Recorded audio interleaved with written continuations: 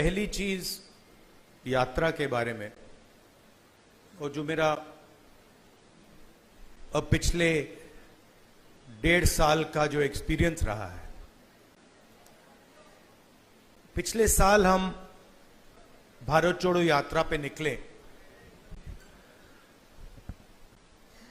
4000 kilometre चले, कन्याकुमारी से कश्मीर, और हम सबको, मुझे तो पहली बार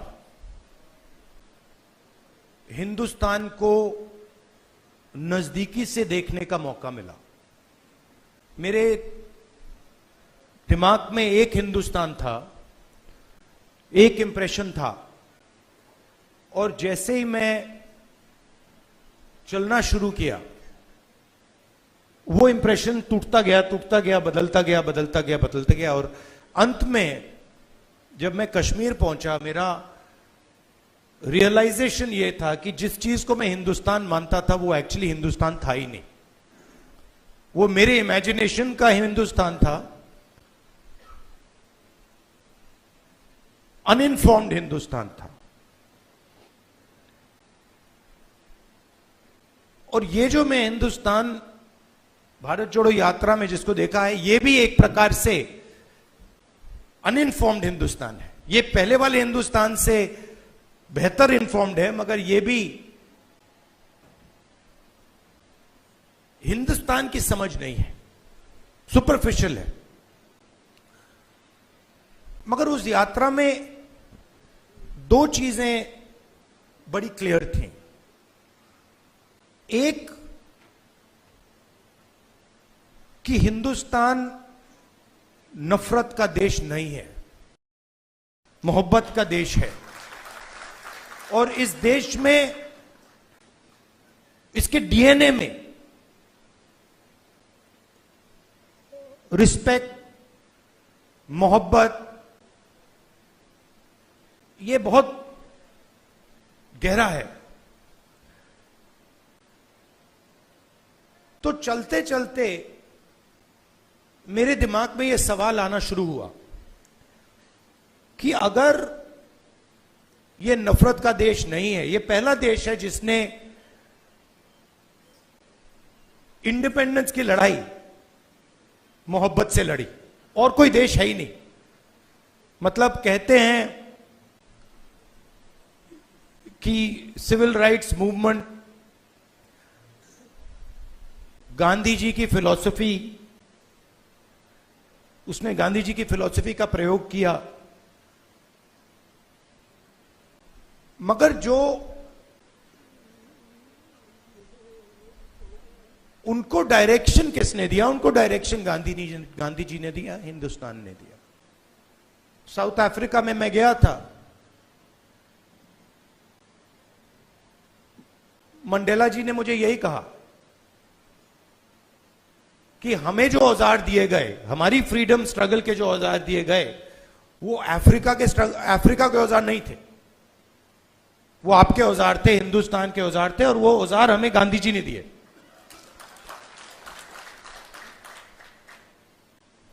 तो जब मैं चल रहा था, मेरे दिमाग में यह सवाल आया कि अगर हिंदुस्तान मोहब्बत का देश है तो इसमें नफरत क्यों फैल रही है? क्योंकि इतना आसान नहीं होना चाहिए नफरत को फैलाना। हम कहते हैं बीजेपी नफरत फैलाती है, बट कोई ना कोई फाउंडेशन तो होगा, कोई ना कोई बेसिस तो होगी इस नफरत की। तो ये सवाल मेरे दिमाग में था, और आस्ते आस्ते मुझे बात समझ आने लगी कि नफरत का कारण अन्याय है। कि ये देश में गरीबों के साथ, किसानों के साथ, दलितों के साथ, महिलाओं के साथ, युवाओं के साथ, सबके साथ हर रोज अन्याय होता रहता है। 2-3% लोग हैं इस देश में जिनको न्याय का एक्सेस मिलता है। 2-3%, ज्यादा से ज्यादा 5% लोग हैं। उनके लिए कोर्ट्स काम करते हैं, उनके लिए सरकार काम करती है, सारे इंस्टीट्यूशंस में उनके लिए जगह है। बट अगर हम 90% लोगों को देखें, उनके साथ 24 घंटा अन्याय हो रहा है। 16 लाख करोड़ रुपए 20-25 लोगों का कर्जा माफ हुआ। जीएसटी का पैसा है, जनता का पैसा है, किसानों का पैसा है, मगर किसानों का 1 रुपया माफ नहीं होता है। और मैंने सरकार के अंदर से देखा है, जब हमने किसान कर्जा माफी की बात उठाई, जब हम सरकार में थे, तो रिस्पांस मिला कि यह ठीक नहीं है, इससे किसान आलसी हो जाएगा।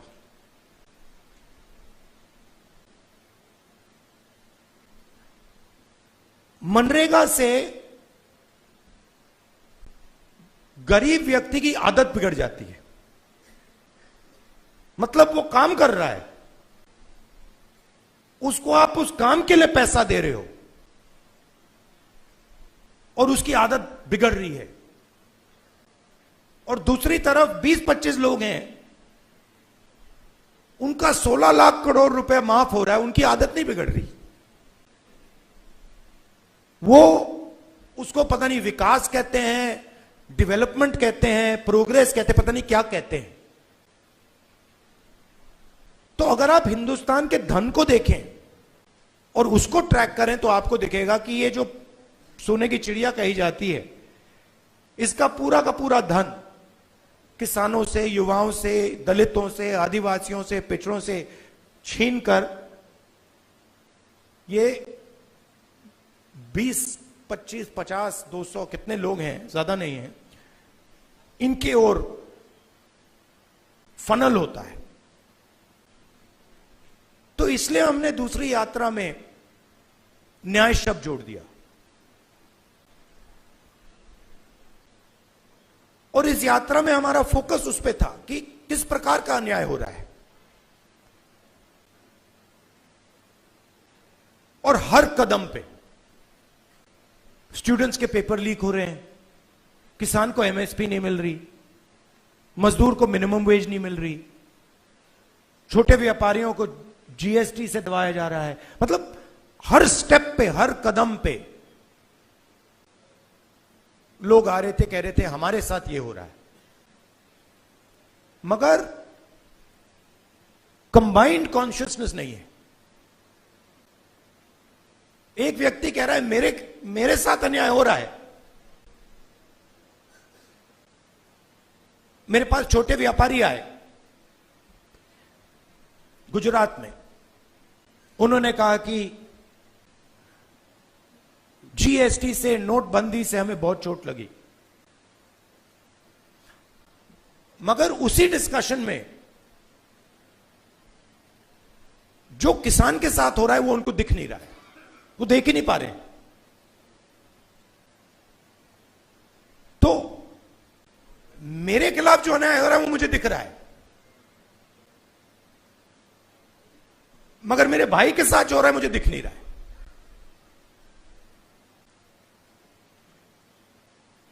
तो यह बहुत जरूरी बात है, क्योंकि जब तक आप अपने भाई के साथ जो अन्याय हो रहा है वो नहीं देखोगे, तब तक कोई मूवमेंट खड़ा नहीं हो सकता।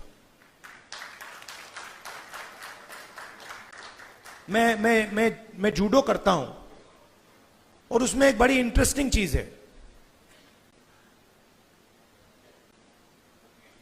उसमें जमीन पे गिरना पड़ता है, फेंका जाता है व्यक्ति को। तो जब पहले व्यक्ति शुरू करता है तो वो अपने आप को प्रोटेक्ट करने की कोशिश करता है।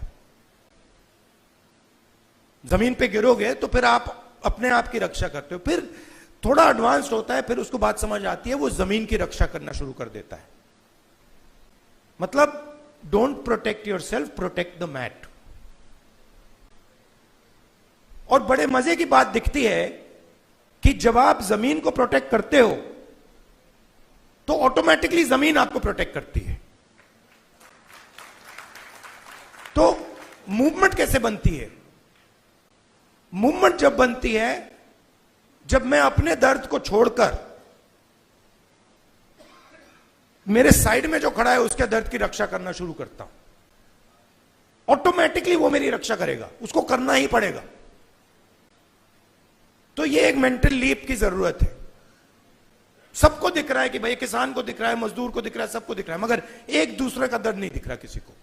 मेरा एक्सपीरियंस है दूसरी यात्रा का। आखिरी बात देखिए, आपने राहुल गांधी का नाम बहुत बहुत बार लिया। कांचा जी मेरे दोस्त हैं, उन्होंने नारे भी दे दिए।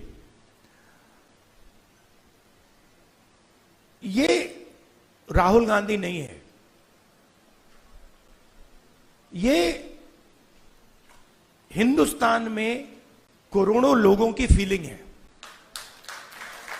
उनमें से मैं एक हूं और आप मेरे ऊपर फोकस कर देते हैं। बट भारत जोड़ो यात्रा में मैंने अपनी आंखों से देखा, मैं अकेला नहीं चल रहा था, लाखों लोग चले थे मेरे साथ। और एक्चुअली भारत जोड़ो यात्रा की स्ट्रेंथ राहुल गांधी नहीं था। भारत जोड़ो यात्रा की स्ट्रेंथ वो बाकी लोग थे। तो उन पे भी फोकस होना चाहिए। लड़ना हमें एक साथ है और ये हिंदुस्तान के दो एक्सप्रेशंस के बीच में लड़ाई है। ये राहुल गांधी, मोदी, बीजेपी, कांग्रेस के बीच में लड़ाई नहीं है। हिंदुस्तान के नेचर के अंदर दो आत्माएं हैं और ये उन दोनों आत्माओं के बीच में लड़ाई है।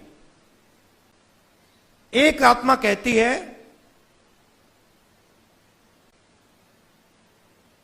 कि हिंदुस्तान बीच से चलाया जाएगा, ऊपर से चलाया जाएगा और सारे लोग ऊपर देख के ऑर्डर लेके इस देश को चलाएंगे। और ये एक सोचने का तरीका है हिंदुस्तान में। बहुत सारे लोग इसको मानते हैं, एक्सेप्ट करते हैं। और एक दूसरा तरीका है कि हिंदुस्तान को डिसेंट्रलाइज तरीके से हिंदुस्तान के सब लोगों को सुनकर चलाया जाएगा, जिसको हम, अगर आप धार्मिक तरीके से बोलना चाहते हैं, शिव की बारात बोल लीजिए। कि सब लोगों को जगह देके निर्णय लिया जाता है। जैसे योगेंद्र यादव जी अभी बैठे हैं, बड़ी इंटरेस्टिंग बात आपको बताऊं। 3-4 महीने पहले इन्होंने हमें कहा, देखिए हमें ये जो गारंटीज हैं, हमें क्लियरली बता देना चाहिए देश को कि इंडिया गठबंधन आएगा तो क्या करेगा। और आज मैंने इनसे पूछा कि आप बताइए, ये जो हमने गारंटीज देश के सामने रखी हैं, इससे आप खुश हैं? तो इन्होंने कहा मैं खुश हूं, मगर बहुत केओटिक डिस्कशन हुआ। केओटिक डिस्कशन हुआ क्योंकि ये एक्चुअली कांग्रेस पार्टी की, राहुल गांधी की, खारगे जी की इंडिया गठबंधन की गारंटीज नहीं है। ये एक्चुअली हिंदुस्तान की आवाज है। उसको हमने चुन चुन के सुन के निकाला है, उसको रिफाइन किया है। बीजेपी ये काम कर ही नहीं सकती क्योंकि उनका तरीका सेंट्रलाइज है, ऊपर से बोलते हैं। नरेंद्र मोदी जी रेडार की बात करेंगे, सब कुछ नरेंद्र मोदी जी से निकलता है। उनके विजन में और आरएसएस के विजन में ज्ञान एक व्यक्ति के पास है। किसान के पास ज्ञान ही नहीं है, मजदूर के पास ज्ञान ही नहीं है, बेरोजगार युवा को कोई समझ नहीं है। आईआईटी की डिग्री है तो पूरी दुनिया को समझ गया। यह थिंकिंग है। तो इसके खिलाफ हमारी लड़ाई हो रही है। हिंदुस्तान का सबसे बड़ा साइंटिस्ट, जितना उसमें ज्ञान है उतना ही ज्ञान हिंदुस्तान के किसान में है, बस दूसरे तरीके का है। मैं बंगाल गया और वहां पे वो महिलाएं थी, इसी यात्रा पे महिलाएं थी, वो बीड़ी बना रही थी। उनके हाथ में जो स्किल थी, बीड़ी बनाती थी वो, उनके हाथ में जो स्किल थी मैंने अपनी जिंदगी में कभी पहले नहीं देखी। मैंने ट्राई किया, मतलब एक बीड़ी मतलब मैंने रोल करने की कोशिश की, नहीं हो रही थी मुझसे। तो वो सालों का, मतलब सालों की स्किल है वो, और उसका इस देश में कोई आदर नहीं हो रहा। उस महिला को आप फाइनेंशियल सपोर्ट दीजिए, उसकी मदद कीजिए, मेक इन इंडिया उससे करवाइए और फिर देखिए क्या मजा आता है। तो ये दो अलग तरीके की सोच की लड़ाई है। इसमें हम सब एक साथ लड़ रहे हैं। बहुत अच्छा लग रहा है और घबराने की कोई जरूरत नहीं है। ये आप मत सोचिए कि बीजेपी आ गई, कॉन्स्टिट्यूशन को खत्म कर देंगे, ये कर देंगे, कुछ नहीं, इनमें इतना दम नहीं है, ये नहीं कर सकते। ये इन्होंने मीडिया को कैप्चर कर रखा है, ये आवाज बहुत करते हैं, मगर सच्चाई और हिंदुस्तान हमारे साइड है।